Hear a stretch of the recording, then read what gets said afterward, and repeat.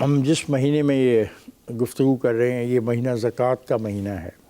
کیا یہ حقیقت ہے کہ اگر ہم اسلام کے دیے ہوئے زکوٰۃ کے نظام پر عمل کریں تو معاشرے میں تفریق پر قابو پایا جا سکتا ہے؟ بہت زیادہ. میں یہ تو نہیں کہتا کہ معاشرے میں بالکل وہ طبقاتی تقسیم ختم ہو جائے گی، یعنی اس کے لیے مزید بھی کچھ ایسی باتیں ہیں جو اسلام کے اصولوں میں ہمیں عمل کرنا پڑے گا. محنت کشی کو عام کرنا پڑے گا، گدا گری کو روکنا پڑے گا، حقوق و فرائض جو ہم پہ ذمہ داریاں وراثت کی آپ نے پہلے کا وہ بھی ادا کرنی پڑیں گی.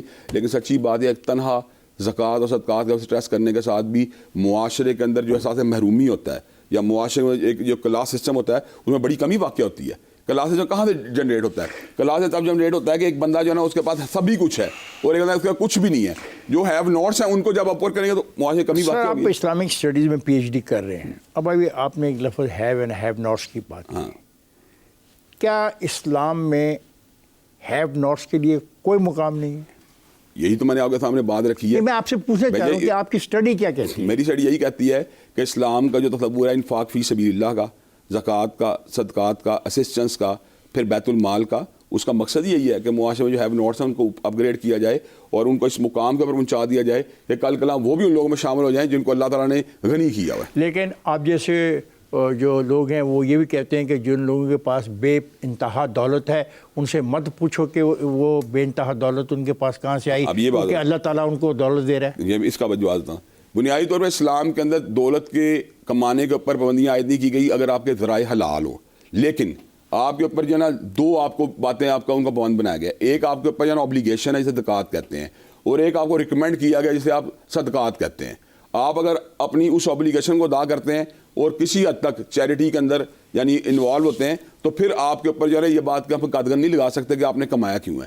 کیونکہ یہ کمانا اور محنت کرنا اور اپنے ریسورسز کو بڑھانے کی کوشش کرنا یہ کسی بھی طور پہ اسلام میں مذموم نہیں ہے.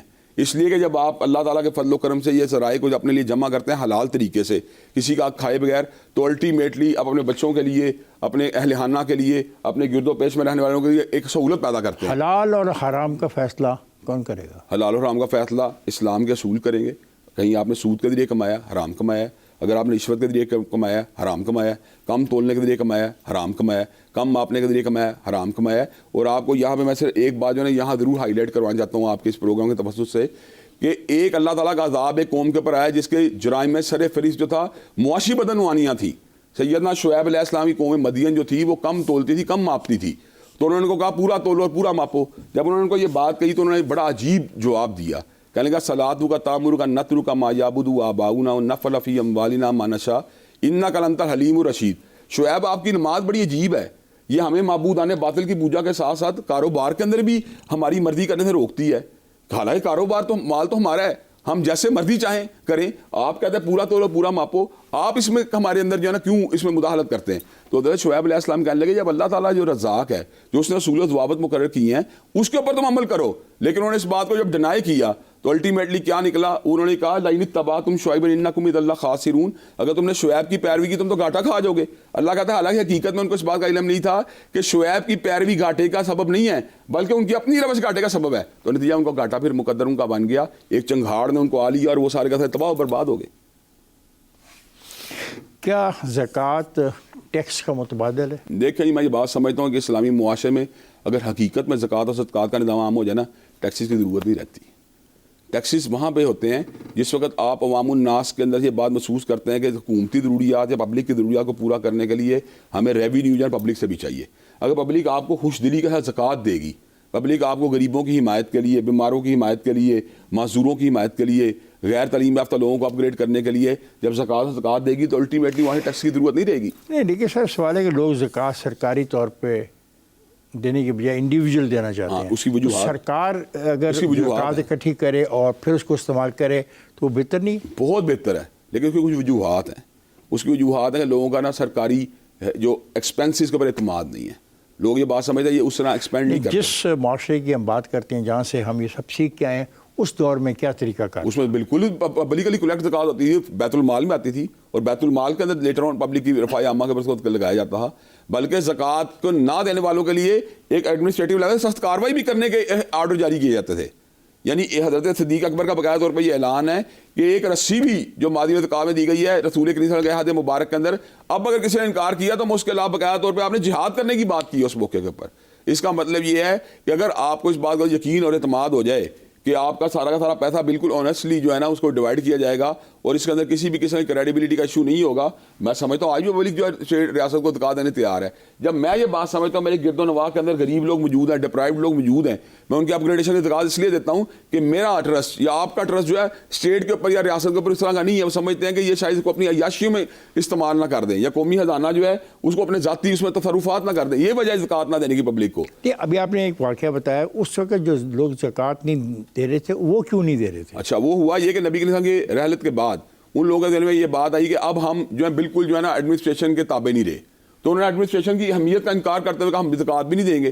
حضرت صدیق اکبر نے ان کو یہ بات کہی کہ جو نبی کریم صلی اللہ علیہ وسلم کے بعد جو مانعین زکوٰۃ ہیں انہیں بات سمجھ لینی چاہیے کہ ریاستی ایڈمنسٹریشن اسی طرح آج موجود ہے جس طرح رسول کریم صلی اللہ علیہ وسلم کی حیات مبارکہ کے اندر موجود تھی۔ سمجھ یہ بتائیں کہ کیا خدا کی جو ہم اطاعت کرتے ہیں صرف قبولیت دعا ہے؟ ہم میں سے بہت سے لوگ بار بار شکوہ کرتے ہیں کہ ہم خدا کی اطاعت تو کرتے ہیں لیکن ہماری دعا قبول نہیں ہوتی۔ اصل میں آپ کو بتاؤں اس سے دو ایشو ہیں، دعا کی قبولیت راستے دو ایشو رکاوٹ ہیں۔ پہلی بات تو یہ کہ دعا کے بارے میں نا سنسیریٹی ہونی چاہیے اور اس میں تیقن کا ایک فیکٹر ہونا چاہیے، یقین ہونا چاہیے کہ اللہ تبارک و تعالیٰ سننے والے ہیں اور جواب دینے والے ہیں، تو میں جب دعا کروں گا میری دعا قبول ہوگی۔ دوسری بات دعا کے بارے میں ایک اور فیکٹر ہے جس سے عام طور پہ لوگ جو ہے نا وہ اس کو نظر انداز کرتے ہیں۔ دعا کی قبولیت کے 3 درجے ہیں۔ ایک ہوتا ہے میں نے دعا مانگی، اللہ تبارک و تعالیٰ جو ہے نا مجھے 1 لاکھ روپیہ دیتا تو اللہ نے مجھے 1 لاکھ دے دیا۔ دوسرا درجہ یہ ہے اللہ نے مجھے 1 لاکھ تو نہیں دیا لیکن مجھے 5 لاکھ کے نقصان سے بچا لیا، یہ بھی قبولیت دعا کا درجہ ہے۔ تیسری صورت دعا کی قبولیت درجے کی یہ ہے کہ اللہ تبارک و تعالیٰ اپنے مسلمان بندے کے بینیفٹ کے لیے ایک بڑی لائف کے لیے اس کو جو ہے نا اسٹور کر لیتے ہیں۔ جب قیامت کا دن وہ دعائیں نیکیوں کے پیکٹ کی شکل میں ہمارے دائیں پلڑے میں ڈالی جائیں گی تو اس وقت انسان حسرت کرے گا اے کاش دنیا میری کوئی دعا قبول نہیں ہوئی نہ ہوتی، اور آج یہ ساری کی ساری میری دعائیں جو ہے نا وہ نیکیوں کے پیکٹ کی شکل میں تیار کر کے میرے دائیں پلڑے کو وزنی کر رہی ہوتی۔ تو قبولیت دعا کے درجات کو بھی سمجھنا چاہیے کہ کئی مرتبہ اللہ تبارک و تعالیٰ اگر آپ کو کسی نعمت کو جو آپ مانگتے ہیں نہیں دیتے تو اس کے پیچھے بھی اللہ تبارک و تعالیٰ کی حکمت ہوتی ہے۔ مثلا اللہ تعالیٰ ایک مقام پر ارشاد فرماتے ہیں وَلَوْ بَسَطَ اللَّهُ الرِّزْقَ لِعِبَادِهِ لَبَغَوْا فِي الْأَرْضِ، اگر میں اپنے بندے کو زیادہ رزق دوں تو بغاوت پہ اتر آئے گا، تو میں اس کو درمیانے لیول کے اوپر رکھنے کے لیے یا اس کو جو ہے نا ایک اس کو ڈسپلن میں رکھنے کے لیے اس کو اتنا دیتا ہوں جتنا ریکوائرڈ ہوتا ہے۔ سب پھر ایک بریک کے لیے مجھے کہہ رہے ہیں تو مجھے جانا تو پڑے گا، فاتح زیادہ ایک بریک پر ہم جا رہے ہیں، لیکن توقع ہے کہ آپ اس پروگرام کو سننے کے لیے بیٹھے رہیں گے، انتظار کریں گے، بریک کو زیادہ لمبی نہیں ہے، ہمارے ساتھ رہیے۔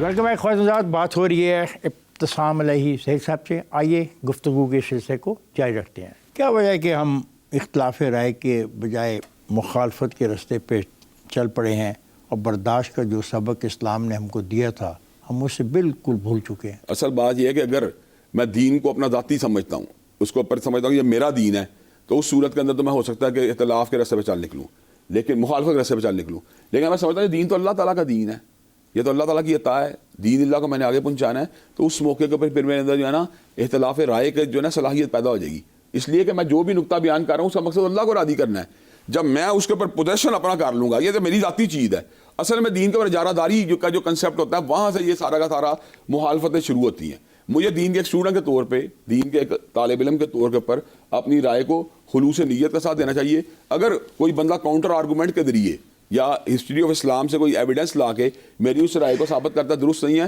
تو مجھے اس کو بالکل بھی اپنی ایگو کا مسئلہ نہیں بنانا چاہیے۔ دیکھیں نا، ہم اس حد تک عدم برداشت کے عادی ہوتے جا رہے ہیں کہ ہم لوگوں کو لنچ کرنے لگ گئے ہیں، اس کے بارے میں آپ کیا کہتے ہیں؟ میں یہ بات سمجھتا ہوں لوگوں کو بالکل یعنی ایک کارنر کرنے کی کوشش کرنا، لوگوں کو گھٹیا سمجھنا یا لوگوں کی بلا سبب جو ہے نا تنقید کے پر مادہ تیار ہو جانا یا مخالف رائے کے دلائل کو سننے کے باوجود جو ہے ان کے دلائل کو کوئی اہمیت نہ دینا، یہ بڑی زیادتی کی بات ہے۔ لنچنگ تک ہم پہنچ گئے ہیں، یہ حقیقت کی بات میں کر رہا ہوں۔ حقیقت بات کہہ رہے ہیں آپ، تو وہ بھی تو عدم برداشت ہے نا۔ ظاہری بات ہے، عدم برداشت کی کوئی بھی شکل جو ہے نا میں سمجھتا ہوں اسلام کے مقابلے قبول نہیں ہے۔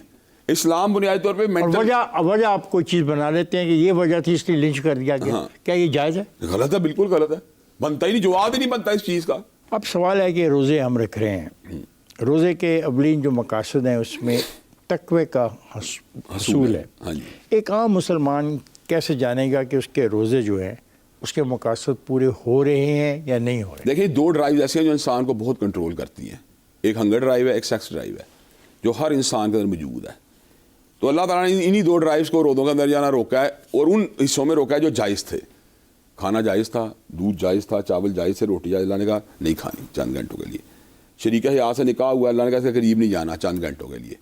اس کا بنیادی مقصد یہ تھا کہ انسان اس بات کو سمجھ لے اگر ایک حلال چیز اللہ کے حکم کے اوپر عارضی طور پہ حرام ہو سکتی ہے تو جو ہے ہی حرام وہ تو پھر حرام ہی ہے. اب ہم یہ بات کر رہے ہیں تو اس میں یہ آئے گا کہ جو سیلف اکاؤنٹیبلٹی ہے، جس کو ہم محاسبہ نفس کہتے ہیں، یہ بتائیں کہ سیلف اکاؤنٹیبلٹی میں رکاوٹیں کیا ہیں، ایک آدمی اس کی پریکٹس کیسے کرے؟ سیلف اکاؤنٹیبلٹی کے راستے میں سب سے بڑی رکاوٹ ایمان کی کمزوری ہے. 5 جو فنڈامنٹلز ہیں وہ کیا ہیں؟ دیکھیں اس کے اصل میں بنیاد 6 فنڈامنٹل ہیں اس کے. 6 جو اچھا، اس کے بنیادی اللہ تعالیٰ کی ذات پہ ایمان، ملائکہ پہ ایمان، کتابوں پہ ایمان، رسول اللہ پہ ایمان، تقدیر کے فیصلوں کے اوپر ایمان.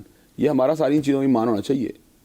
اگر ہماری چیزوں کے اوپر ایمان ہوگا کہ یار میں اللہ تعالیٰ میرا وحدہ تقدیر کے فیصلوں پر ایمان، ہاں آخرت پہ ایمان، اس میں بالکل ہاں جی تقدیر کے فیصلوں پہ ایمان. اگر ایسا ہو تو پھر یہ سیلف اکاؤنٹیبلٹی ہے. ظاہری بات ہے میرا ایمان جب مضبوط ہے تو الٹیمیٹلی میں جب مجھے پتہ ہے یار جو کچھ میری زندگی میں ہو رہا ہے اللہ کے امر سے ہو رہا ہے، میں اللہ کے سامنے جواب دوں. جب علم ہی اللہ تعالیٰ کی ذات کے پاس ہے تو میں کس طرح کلیم کر سکتا ہوں کہ میرا جرم جو تھا اس کو میں کتاب تقدیر کے جواز کے طور پہ جو ہے نا اس کو لوگوں کے سامنے پیش کرنا شروع کر دوں.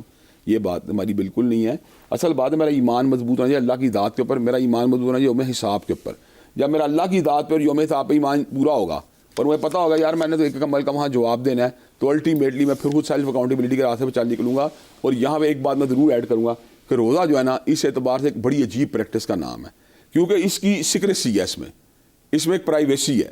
اس سوسائٹی اور ریاست کے کردار کی ہم بات کرتے ہیں تو اسلام نے معاشرے میں اصلاح کے لیے ریاست کا ایک ذمہ داری پلے کیا ہے. بالکل. کیا کیا ہدایات ہیں؟ دیکھیں یہ بنیادی طور پہ بات آپ کے سامنے یہ رکھنا چاہتا ہوں کہ اس کے اندر ہدایات کے جب ہم کھولتے ہیں تو اس کے مختلف سیگمنٹ ہمیں نظر آتے ہیں. پہلی بات میں یہ نظر آتی ہے کہ ہمیں امر بالمعروف و نہی عن المنکر کو معاشرے فروغ دینا چاہیے، ہر معروف کی حمایت اور ہر منکر کی جو ہے نا حوصلہ شکنی. پھر ہمیں یہ بات نظر آتی ہے جب ہم اس عمل کو کرتے ہیں تو یہاں پہ جو اختلاف رائے پیدا ہوتا ہے تو کیا اس اختلاف رائے کا انجام پھر آپس کا جھگڑا ہے؟ نہیں. ریاست کو جو آپ نے ایک چیز ڈیلیگیٹ کر دی ہے نا اس کے اندر مداخلت کی آپ کو اجازت نہیں ہے. تو یہ جہاد جو آپ کرتے پھرتے ہیں اپنی مرضی سے، اس کا کیا ہے پھر؟ ہم تو اس کو جہاد بھی سیف کے قائل معاشرے میں تو ہے ہی نہیں. وہ تو ہم سمجھتے ہیں کہ ہم معاشرے کے اندر جو ہے نا امر بالمعروف کرتے ہیں، اپنا ڈائلاگ کرتے ہیں، نیکی کی دعوت دیتے ہیں، برائی یہی جہاد ہے ہمارا معاشرے کے اندر. جس کی آپ بات کر رہے ہیں کہ ہم اس کا تلوار اٹھا لیتے ہیں، یہ تو ریاست کا مینڈیٹ ہے کہ جہاں پہ تلوار اٹھا جائے وہ اٹھا سکتی ہے باہر کہیں دشمنان دین کے خلاف. یا مثال دے رہا ہوں کہ معاشرے کے اندر کوئی ایسا بندہ یا ایسی گروہ سامنے آ جاتا ہے جو ہر صورت اسلام اور ریاست کے مفادات سے ٹکرا رہا ہے، یہ ریاست کا مینڈیٹ ہے. میرا مینڈیٹ یہ ہے مثال دے میں دیکھتا ہوں فلسطین میں ظلم ہو رہا ہے تو میرا مینڈیٹ ہے میں ریاست سے مطالبہ کروں یا اس کی توجہ دوں لوں کہ وہاں جہاد آپ کو کرنا چاہیے.